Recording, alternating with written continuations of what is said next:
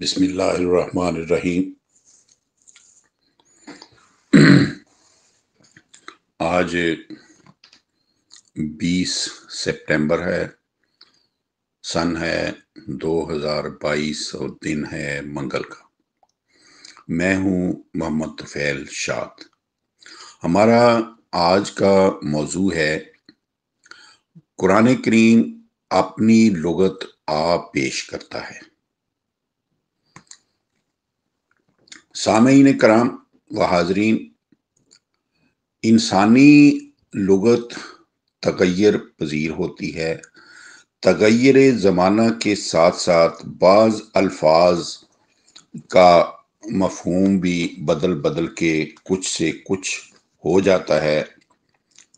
مثلا صبر، شکر، توکل، دین، صلاۃ، زکوٰۃ وغیرہ 20 الفاظ ہیں جن کا مفہوم بدل چکا ہے، لیکن اللہ علیم و خبیر نے اس مشکل کا حل بھی اپنی مکمل و اکمل کتاب مجید میں خود محفوظ کر کے اسے تغیر پذیر لغتوں سے بے نیاز کر دیا ہوا ہے۔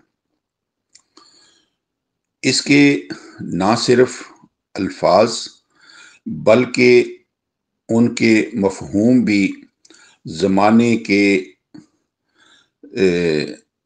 دست برد سے محفوظ کر دیا ہے۔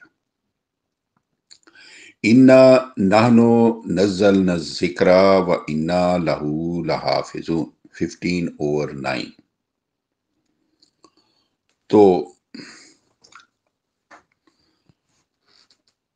مثلا پہلا لفظ جو ہم جس کا ذکر کرنا چاہتے ہیں وہ ہے صبر۔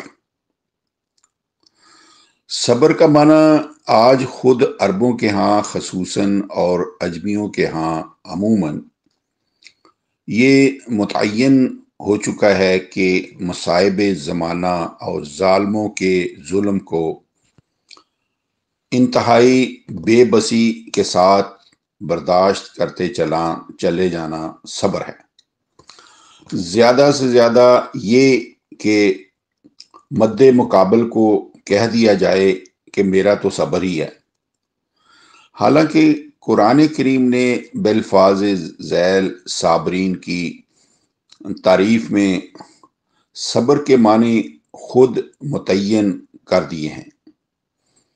شارع زندگی میں پیش آنے والی ہر مصیبت کا اس طرح سینہ تان کر مقابلہ کرنا، سستی، کمزوری اور بد دلی قریب تک نہ پھٹکنے پائے۔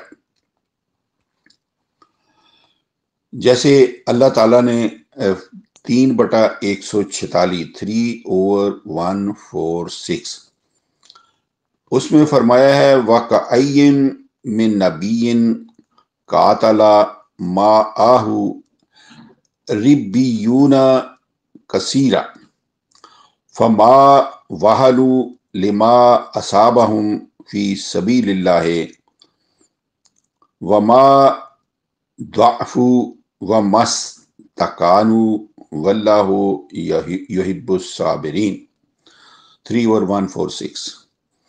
اور نبیوں میں سے بہت سے نبی ایسے تھے کہ جن کی معیت میں بہت سے رب والوں نے مخالفین ربوبیت کے ساتھ جنگ کی، پھر اللہ کی راہ میں ان پر جو مصیبت آئی نہ اس سے وہ سست گام ہوئے، نہ ان میں کمزوری ہی آئی، تو نہ وہ تھک ہار کر کوشش چھوڑ کر بیٹھ گئے۔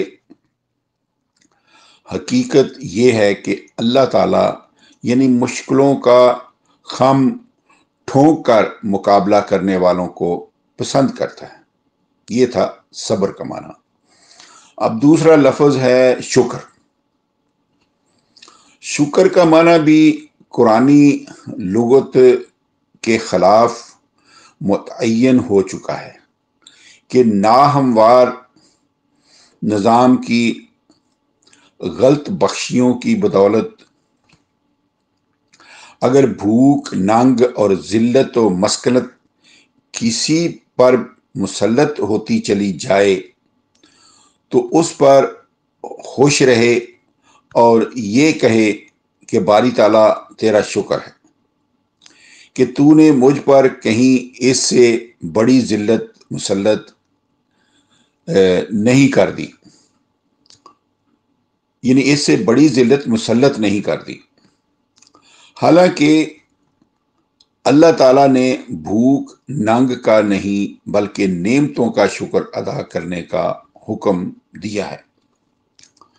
جیسے 16/114 میں اللہ تعالیٰ فرماتا ہے کہ وَاشْكُرُوا نعمت اللہ ان کنتم ایاہ تعبدون، اللہ کی نعمت کا شکر ادا کرو اگر تم اس کے فرما بردار ہو۔ سورہ دہر میں شکر کا معنی محنت و کوشش کا بھرپور نتیجہ بتایا گیا ہے۔ چنانچہ اہل جنت کے متعلق ارشاد ہوا ہے وَجَزَاهُم بِمَا صَبَرُوا جَنَّةً وَحَرِيرًا 76/12۔ ان کے مستقل مزاج رہنے کا بدلہ ہے جنت اور ریشم۔ انہیں کہا جائے گا اِنَّ هَٰذَا كَانَ لَكُمْ جَزَاءً وَكَانَ سَعْيُكُمْ مَشْكُورًا 76/22۔ بے شک یہ تمہارے اپنے عملوں کا بدلہ ہے، حقیقت یہ ہے کہ تمہاری سعی مشکور ہے، یعنی تمہاری محنت و کوشش کا یہ بھرپور نتیجہ ہے تو جو تمہیں میسر آیا ہے۔ سورہ البقرہ میں اللہ تعالیٰ نے فرمایا 2/158 فَإِنَّ اللَّهَ شَاكِرٌ عَلِيمٌ، بس اللہ تعالیٰ محنت کا بھرپور ثمر عطا کرنے والا صاحب علم ہے۔ بس قرآنی لغت کی روح سے شکر کا معنی ہے ایسی بھرپور کوشش کرنا کہ اس کا بھرپور نتیجہ برآمد ہو، خواہ وہ کوشش قوانین کائنات سے متعلق ہو، خواہ قوانین شرعیہ سے متعلق۔ اب تیسرا لفظ ہے توکل۔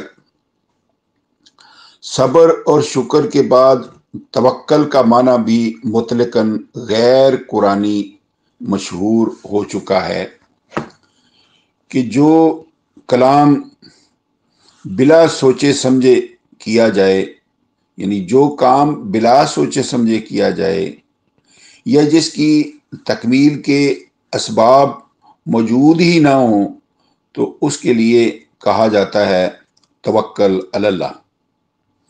حالانکہ قرآن کریم نے معاملہ درپیش کے متعلق پہلے تو خود رسالت مآب کو صحابہ کے ساتھ مشاورت کا حکم دیا ہے۔ وَشَاوِرْهُمْ فِي الْأَمْرِ 3/159، اور جب آپس کے پورے غور و خوض کے ساتھ لائے عمل مرتب کر لیا جائے تو پھر ارشاد یہ ہوتا ہے فَإِذَا عَزَمْتَ فَتَوَكَّلْ عَلَى اللَّهِ 3/159۔ پھر جب تو باہمی مشاورت کے بعد طے شدہ پروگرام کو عملی جامہ پہنانے کا ارادہ کرے تو پھر اس پروگرام پر پورا عمل کرتے رہو یا عمل کرتے ہوئے اللہ پر توکل کر۔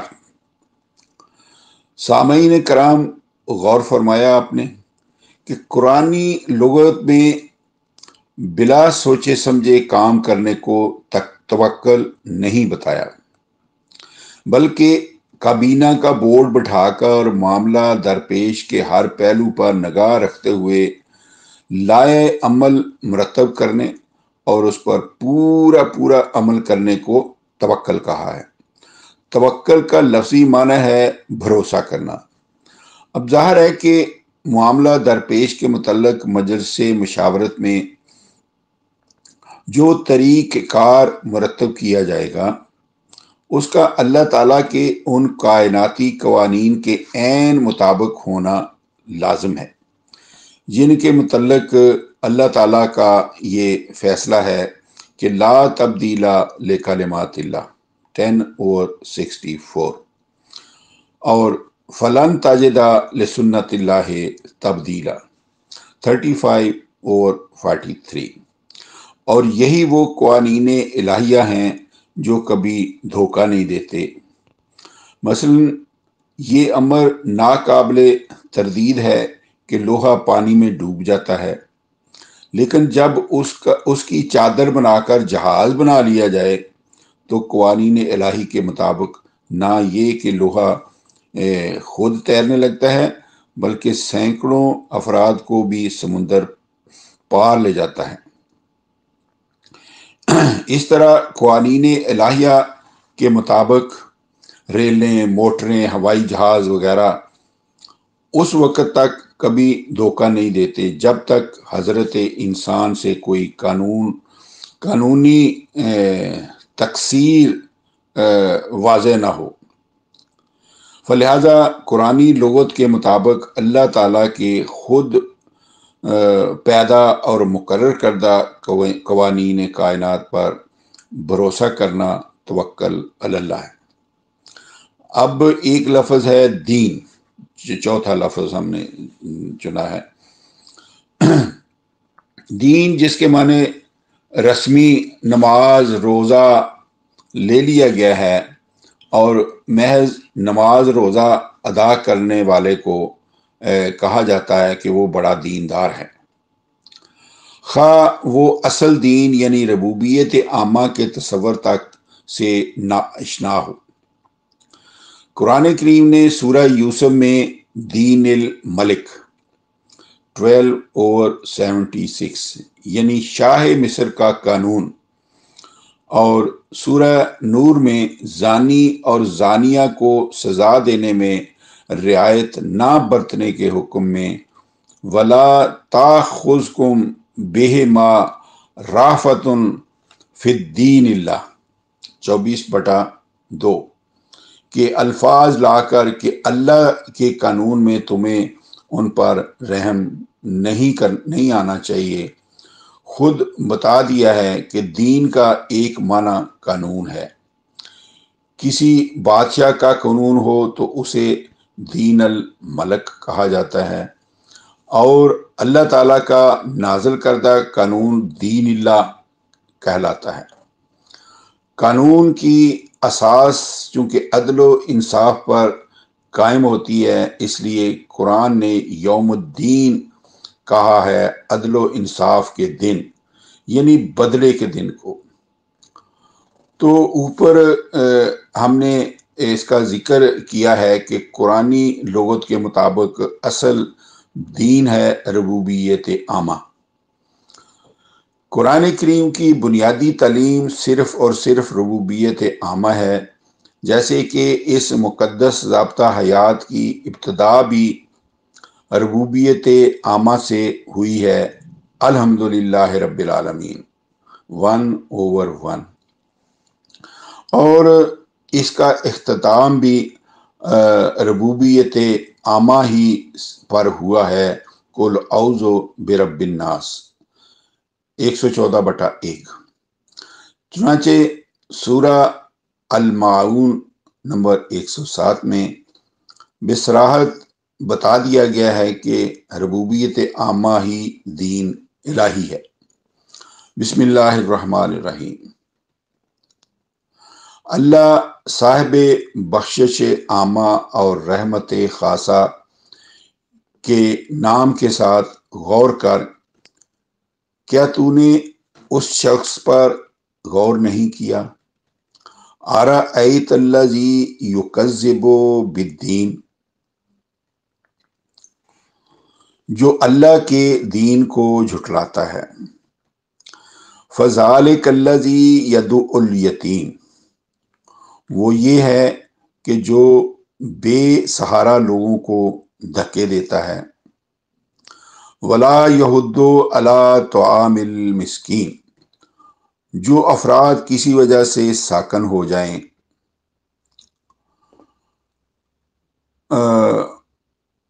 ان کی غذائی ضروریات تک بہم پہنچانے کی ترغیب نہیں دیتا۔ تو فویل للمصلین الذین هم عن صلاتهم ساہون الذین هم یراؤون ویمنعون الماعون، تباہی ہے ان مصلین، ان نمازیوں کے لیے جو اپنی صلات سے بے خبر ہیں، جو نمازیں دکھلاوے کی پڑھتے ہیں اور رزق کے سرچشموں کو روک دیتے ہیں کہ وہ ضرورت مندوں تک پہنچنے نہ پائیں۔ سامعین کرام، غور کیا آپ نے کہ یہ آیت جو میں نے آپ کے سامنے تلاوت کی ہے، کس وضاحت کے ساتھ بتا دیا گیا ہے کہ قرآنی لغت کی روح سے دین کا معنی بلا تمیز اعلیٰ و ادنا سب کی ربوبیت کرنا ہے، اور جو لوگ رزق کے سرچشموں پر قابض ہو کر ربوبیت عامہ میں رکاوٹ بن جائیں، وہ دین کو جھٹلانے والے ہیں، یعنی اللہ کے دین کی تصدیق کے ربوبیت عامہ کو بروئے کار لانا ہے۔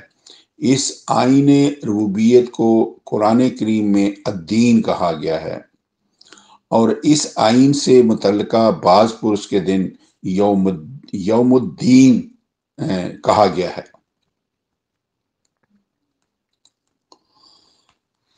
تو اب پانچواں لفظ ہے سحر۔ تو اس لفظ کا معنی عام تفاسیر تراجم میں لیا جاتا ہے یا لیا گیا ہے جادو، اور جادو سے مراد لی جاتی ہے نام نہاد کالا علم، یعنی زبان سے کچھ الفاظ ادا کیے جائیں اور آدمی کا گھوڑا یا گھوڑے سے مکھی بن جائے۔ قرآن کریم نے تقابل ضدین کے ذریعے سحر کا معنی بتایا ہے جھوٹ، کیونکہ یہ لفظ قرآن کریم میں حق کے مقابلے پر لایا گیا ہے۔ 10/76 میں اللہ تعالیٰ نے فرمایا فَلَمَّا جَاءَهُمُ الْحَقُّ مِنْ عِنْدِنَا قَالُوا إِنَّ هَٰذَا لَسِحْرٌ مُبِينٌ، پس جب ان کے پاس ہماری طرف سے حق سچ آ گیا تو انہوں نے کہا کہ ظاہراً سحر یعنی ظاہراً جھوٹ ہے۔ جھوٹ چونکہ دھوکہ دہی کے لیے بولا جاتا ہے، اس لیے قرآن کریم نے سحر کا معنی دھوکہ بھی لکھا ہے۔ قل من رب السماوات السبع ورب العرش العظیم سیقولون للہ قل فأنا تسحرون، 23/86 سے لے کے 99 تک۔ اے رسول، ان سے سوال کیجیے گا، ان سے پوچھیے گا کہ یہ ان گنت سماوات اور یہ عظیم سلطنت کس کی ہے؟ وہ ضرور کہیں گے اللہ کی ہے۔ آپ کہہ دیجئے کہ پھر تمہیں کہاں سے سحر ہو گیا ہے، یعنی پھر تمہیں اللہ کے ساتھ شریک کرنے میں کہاں سے دھوکہ لگ گیا ہے۔ پس قرآنی لغت کے مطابق سحر کا معنی ہے جھوٹ اور دھوکہ ہے، جادو نہیں۔ تو سامعین کرام، میں یہ سمجھتا ہوں کہ آج کی محفل میں اتنا ہی کافی ہے۔ باقی ہم انشاءاللہ کچھ اور الفاظ جو ہیں قرآن کریم میں، ان کا جو قرآن کی روشنی میں کیا معنی درج ہے، وہ ہم آئندہ سٹنگ میں عرض کریں گے۔ آج کی محفل میں اتنا ہی۔ وما علینا الا البلاغ۔ فی امان اللہ۔ میں ہوں محمد طفیل شاد۔